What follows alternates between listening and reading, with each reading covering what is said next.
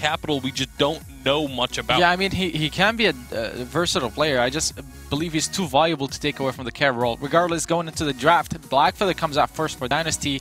Kestrel is still open for SpaceStation, but the Blackfeather, very flexible pick, very strong at 2.9, can be played both weapon power and CP. And obviously SpaceStation going to be a little bit upset they're not going to be able to get that pick for themselves, but that's the risk you run when you leave both the when you don't leave both the Blackfeather and the Rhyme open. But SpaceStation can be more than happy to secure themselves that Kestrel. Almost certainly going to be going into Sneaky's hands. Another note about SpaceStation, I'm just kind of go off on the side thing here. I'm very happy to see that it is Sneaky the Joker in class. Throughout the season, they had kind of been shuffling this roster around, but I feel like these three are their strongest available option. I do agree there. Now they have, with the Lyra first ban coming from Dynasty, I was going to say they have the potential to ban another captain, and the first pick on the second rotation, a captain hero, eliminating the options available for Dynasty. So for example, picking up an Arden, oh perfect, with a Catherine ban, this is playing perfectly into SpaceStation's hands in the draft. If they pick up Arden here, or any hero such as the Lance, captain hero, now Dynasty's options are limited, but they still have options, obviously. Yeah, that being said, they have to have seen that coming. You know that Arden is likely to be picked when the hero pool gets squeezed this heavily, so Dynasty, you don't ban away the Catherine in this situation unless you have another hero that you are more than willing to fall back onto, and it is going to be the Fortress. So maybe trying to imitate a little bit of Cloud9 strategies here coming into week number 3. Right, and this is going to be a Fortress captain. It works really well against the Kestrel. I like this pick here just because the Wolves can block her Glimmer shots, reducing her damage significantly. And with the Blackfeather and the Petal, I actually expect this to be a Blackfeather lane with a CP jungle Petal. At least I hope, so that you're able to dive with when you pop your Fortress Wolves and just go all in on Kestrel. We'll see if they are going to be able to go for that all-in style of player. Certainly going to be exciting to watch if they do. Alpha definitely fitting the all-in style of play category right there. That's going to be coming through for the Joker alongside the Arden and the Kestrel. So how are we feeling about these two compositions? Has anyone got a significant advantage during this draft? I don't know if it's a significant advantage, but I do give a slight advantage over to the side of Salted Potatoes because I just feel like... SpaceStation? SpaceStation, yes. Because of the fact that I feel like Alpha... After the Rhyme, I feel Alpha is the strongest jungler this update, and almost any composition that can work around the Alpha, and Kestrel is great at working around the Alpha, so is the Arden. I think that just gives them an advantage. I agree and disagree. I agree that Kestrel, Alpha, and Arden are 3 of the strongest picks that you have right now in 2.9. So that given over to SpaceStation is a huge matter. However, in my opinion, Dynasty do have a good composition to deal with it, with the Fortress, with the Blackfeather, and Petal diving in. So it definitely is going to come down to execution. Yeah, I'm curious to see where the Blackfeather and the Petal go, because obviously they can be swapped around. It's going to depend on how comfortable these guys are. Hashtag Vainglory is how you can let us know who you are going to be supporting. Jumping on into this one. Can SpaceStation keep their world's hopes alive? It's time to find out as we pass it over to Medic and Denominate and get into game 1. Thank you very much, Munch. I am Medic. I'm joined by Denominate, and we are here for game 1 of this series. It's going to be a spicy one. I can sense a little bit of action between these two teams. You know, you get the sense, the feeling as you come into these games that there's probably going to be early kills, and that's what I like to see. Is what you like to see, Denominate? Oh, always. Now, Dynasty's kind of in a similar situation as Fnatic. They cannot make it to the #1 position, but they can still deny points from the enemy team. So obviously, SpaceStation right now in 3rd place, they technically can still get first. They would have to take this whole weekend and next whole weekend just to tie SK Gaming, but it's still a possibility if SK doesn't gain any more points. The other team that is in a real contention for the first place spot is G2 Esports, sitting up at 26. We'll get onto them a little bit later. But now, Dynasty Gaming, we see the Petal come out. We saw Kavalifar have a good performance on it last game, but that was a weapon Petal in the lane. This is a Crystal Petal in the jungle, which is going to be trying to deal with the Joker, who has this very strong alpha pick. And we know just what a threat this alpha can be, especially with the Infinite Reboot, that second health bar with the additional health buffs this patch. She is incredibly difficult to take down, and obviously sneaking on the Kestrel can provide a lot of burst damage. So there's a lot to look out here look out for here coming out of the side of SpaceStation. But Dynasty Gaming, they have a pretty favorable composition as well. The Black Feather really excels in those extended fights, as well as the Petal can really make short work of the Alpha's health, especially once that Dragon's Eye is complete. Now, the Munyon attacks themselves will not scale up that Dragon's Eye, but to keep your Munions on a target, you have to be pretty much targeting them as well with your basic attacks. So you'll be able to build it up that way, and here we go. Now, Rikumeza, thinking that he was getting back to the fountain there, is actually going to get caught out by the Joker and Class. He will be able to get back underneath his turret, and here comes Chef Capital trying to get in from the side on towards that Alpha, but the Joker will be able to dance his way away. Class Vanguards across as well, and pretty safe at the moment for SpaceStation Gaming. PT Lab jumping onto Sneaky, but the early game very even between these two teams. Dynasty with this weapon power Black Feather, a pick that we've seen be so powerful on the current update, can do a lot of work if it can get onto that backline, and it's not the easiest backline to get onto because you've got Sneaky with the active camo, you've got the Joker who can always just go infinitely reboot back into the fight, so have to see how well Chef Capital is able to pilot this Black Feather. Yeah, this is going to be interesting, and the one big downfall to this Petal is obviously Petal is going to be trying to hug that backline and just get the Munions targeted onto whoever she can.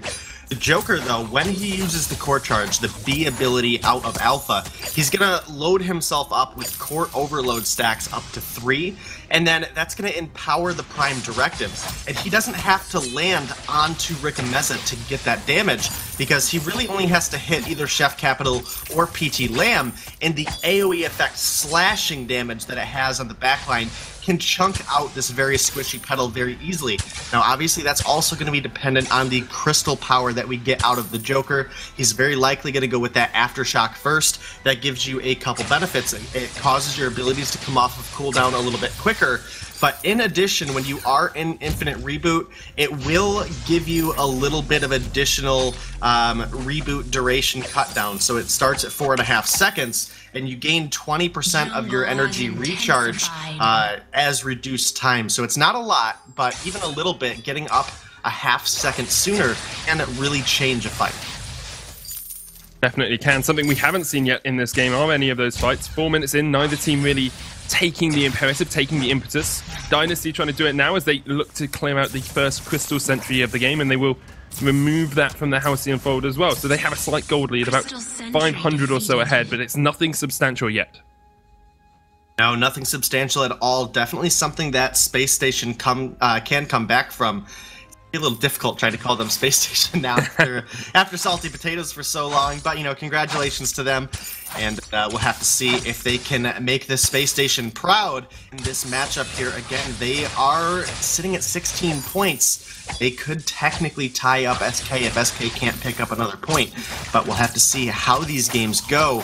Obviously, against a Petal and a Black Feather, it is going to be a difficult matchup, but as the Joker and Sneaky start to scale up, it should start to become a little bit easier for them as the game goes on, because the amount of burst damage that a Kestrel and a Alpha can provide, as well as the sustainability coming out of Class here on this Arden, able to give his teammates massive barriers, like right now, canceling out 2-3 basic attacks coming out of the side of Dynasty, is going to keep Sneaky healthy enough to stay here in the lane, who I also want to add does have that Sorrow Blade, but has also picked up a level 6 infusion in case of a fight were to break out.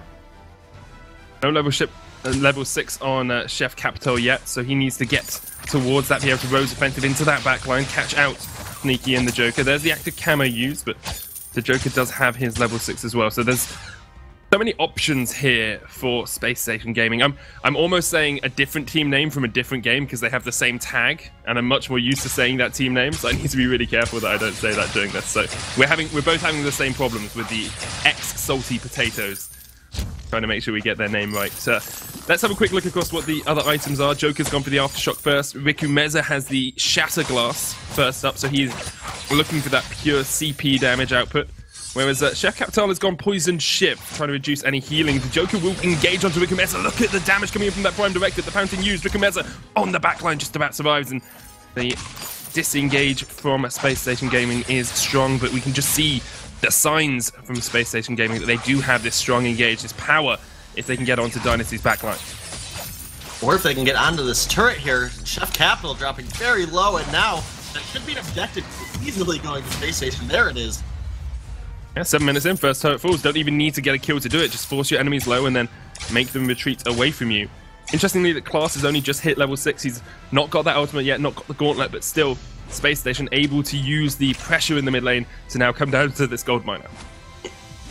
Yeah, and I think it was, you know, a little bit of a misfortune that they didn't have that gauntlet yet. If they had the gauntlet there, it most certainly would have been 2 kills. One on Chef Capital, who, even if using the Rose offensive to get out of the stun, would have still taken a bit of damage from it, would have likely dropped him. And then PT Lamb was very low as well, so they kind of have a little bit of a silver lining there that Dynasty was able to make it out. And now Dynasty looking to return the pressure, but against this Kestrel, able to clear out the wave so quickly and have the protection of Arden here with her, they're not able to get a whole lot down. They do take a sizable chunk out, but versus having your first turret down completely, it's not really matchable. The Joker has completed his Aftershock, so he's going to have you know, consistent burst damage as he gets basic attacks down in the fights. It is going to reset the timer on his core charge, that B ability, which is going to allow him to proc the Aftershock all the more frequently, as well as build up those stacks a little bit quicker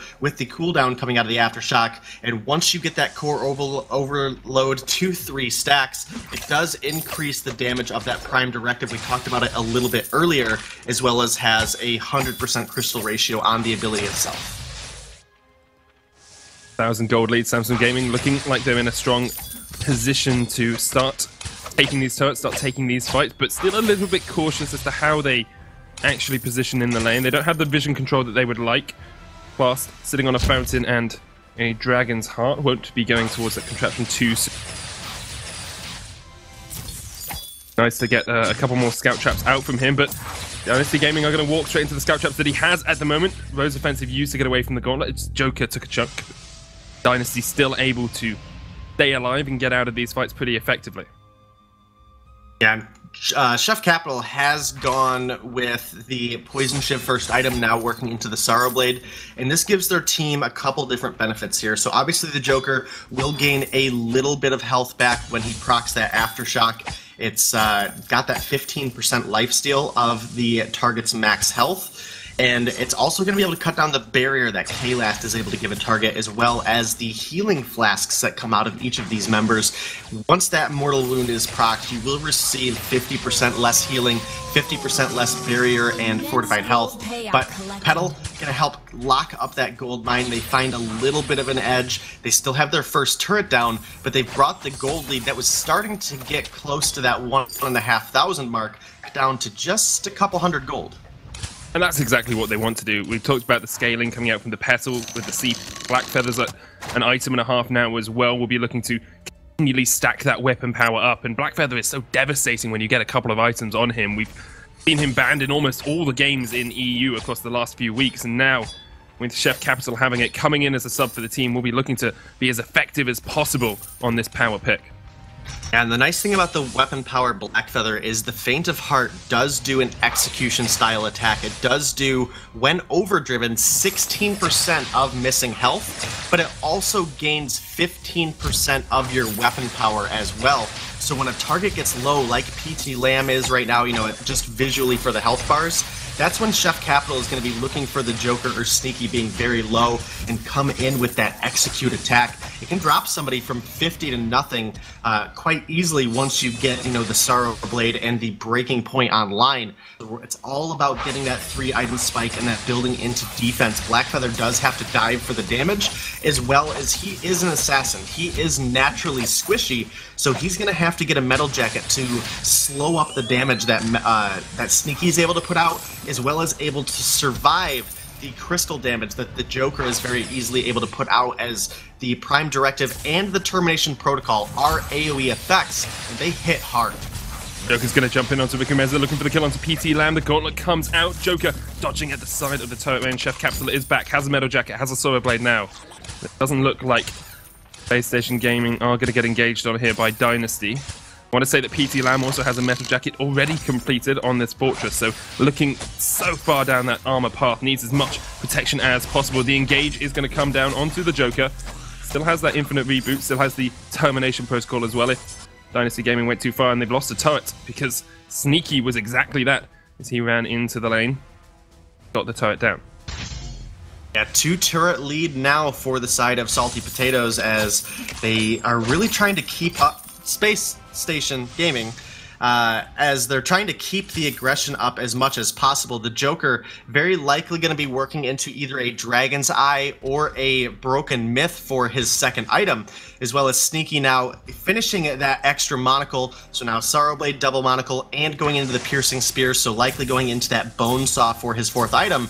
And this is a smart item choice to deal with the Metal Jacket that has already come out of Chef Capital and PT Lamb. Again, they're going to be wanting to dive that backline. They are going to be susceptible to those Glimmer Shots, so it's very smart of them to pick up this armor early. Dragon's Eye for Joker as well, so he is actually going to put a lot of damage down in these fights. Double Shatterglass for Riku Meza, just going pure CP. The turret here, Dynasty Gaming will get it down. PT Lamb now needs to be on the retreat, has Uzi on the hunt. Look at that damage from the Prime Directive as PT Lamb is the target. Spontaneous Combustion will slow them up, and SpaceStation once again re-engaged with that Prime Directive. I'm not sure they'll be able to catch Chef Capital out here. Should be able to get back towards base. Riku Meza, though, is not in the best of positions. SpaceStation Gaming might just go for the jungle. Riku Meza doesn't get away, and Class is able to catch him out. Now tries to use the trampoline. The gauntlet doesn't hit either. Riku Meza, with the boots, will get himself back towards the jungle shop. There is a scout trap right next to him. And the 1-shot, 1-kill doesn't connect. Sneaky unable to catch out fellow laner, and means that SpaceStation Gaming can start up this gold miner, though. They know that Dynasty have at least 1 member back towards the base. They do that gold miner very quickly as well. Already down to half. PT Lamb trying to stop it. Doesn't quite have attack of the pack yet. Oh, great steal, though, from Chef Capital. It does mean PT Lamb pays for it with his life. The Rose Offensive try and get away. Riku Meza takes a massive chunk. Prime Directive hits as well. Great play by Joker. And Riku Meza, you have to think, will fall here. The core charge in from the Joker. And as soon as Prime Directive is back up, actually just uses the next core charge to get that kill. It's only Chef Capital who survives after he steals away the gold mine. And it's going to be SpaceStation Gaming looking to push down another turret here if possible. Sneaky does destroy them so quickly as we see that turret fall in just a matter of 1 clip of those Glimmer Shots. And I do want to get onto Joker's point distribution a little bit here. So he has overdriven the Prime Directive. This is a great tool for Alpha. It does give you additional range on your Prime Directive by overdriving it. So that is definitely a smart thing to do. Now, what is a little bit interesting is he has gone more of that brawler route and going with the overdriven core charge. That does give him additional damage per stack, up from 12 to 18, but he sacrifices the damage coming out of Termination Protocol by about 400 base damage. So that is a little bit of an interesting trade-off. It does go more into Alpha using her A and her B for damage as opposed to the Termination Protocol. But that ultimate is so easy to land if you save a Prime Directive for the activation. And the Prime Directive has a long range. It comes out very quickly. And against a target that requires a target of its own to have any kind of movement, for example, looking at the Fortress, he is kind of susceptible to lining himself up for that. And that allows you to position yourself onto the Black Feather and the Petal, who are going to be playing a little bit behind Fortress. So it is an interesting trade-off there, and it's working out for the Joker right now. I jump right into the pack. Haven't seen him actually use that Termination Protocol. Here it comes, looking for the damage onto Chef Capital. Riku Meza somehow survives off towards the backline. Now it's on Sneaky. He needs to get the damage onto PT Lamb. Riku Meza chased in with the Prime Directive. It's already a 1-for-1 trade as Dynasty Gaming trying to retreat out of this. Spontaneous Combustion used, and Chef Capital will jump across with a Feint of Heart, but the chase is on. Sneaky wants to kill, it's himself a second. And perhaps we'll just allow Riku Meza to escape. Takes away the Treant, and it looks like Class is going to start up the Kraken. And SpaceStation Gaming should be able to get this for themselves. Yeah, SpaceStation Gaming definitely going to be looking for it pretty easily. The amount of damage that Kestrel does to neutral objectives just through the Glimmer Shots, as well as each of those Glimmer Shots will stack up 1 point of the Bone Saw onto that Kraken. So it's not a whole lot of a difference, but you definitely will see those glimmer shots start to rack up a little bit more damage on each hit. It's not like a massive change like we see out of a breaking point, but definitely can be effective. Again, neutral objectives do not walk away from your skill shots, which makes heroes like Kestrel, Celeste, and Rhyme so efficient at taking that objective down. Scarf as well. But now only 2 turrets stand between the space station and a victory, and Dynasty Gaming are on the chase. They are looking for it. The gauntlet is down, but it's Sneaky just alive on the backline. Capital trying to get there. Does manage to get the trade kill. And now the second gauntlet comes out with the Echo. Looking for Rikumeza, the Prime Directive. He jumps away with the trampoline. Still gets chased in with that core charge. And Joker is not sacrificing anything here. He'll get the kill. The core charge goes down. The Kraken there pushing into the crystal turrets as well. You have to think that this is just the game for SpaceStation Gaming. Shouldn't be nothing that PT Lamb can do to stop this one from going down. Yeah, 10 seconds on Chef Capital, 20 seconds for Rikumeza, a very healthy Kraken, as well as 2 members of SpaceStation whacking on this turret, and now the crystal. That's game number 1 going over to SpaceStation Gaming, making a good name for themselves as they were obviously just picked up by this organization, coming through here with a very convincing win here on day 1. Definitely a good start for them. They obviously had a good performance last week as well, able to make it quite far in comparative speaking to what we normally see out of them. So, gotta be proud for these guys as they take down Dynasty Gaming. They put their 17